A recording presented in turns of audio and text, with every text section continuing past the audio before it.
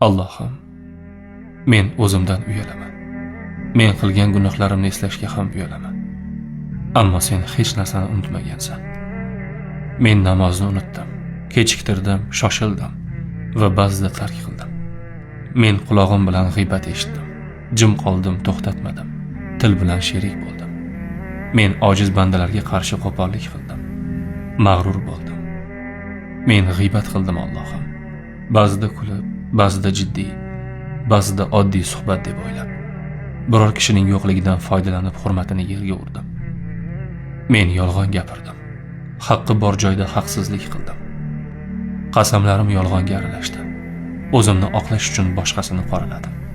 Allohim, men har kuni gunoh qildim. Ba'zan bilib, ba'zida bexabar. Ba'zan yuragim og'rib qildi. Ba'zan qiyg'os kulib. Ey mehribon Robbim, endi yetar. Yetar jinoyatlarim, yetar qilmishlarim. Allohim, men kechirim so'rayman. A'zolarim guvohlik berganida qayerga yashirinaman? Ey tavbalarni qabul qiluvchi zot, u tavba qildi va biz uni qabul qildik degan bandalaring safiga qo'shgin. Shundan umidvorman.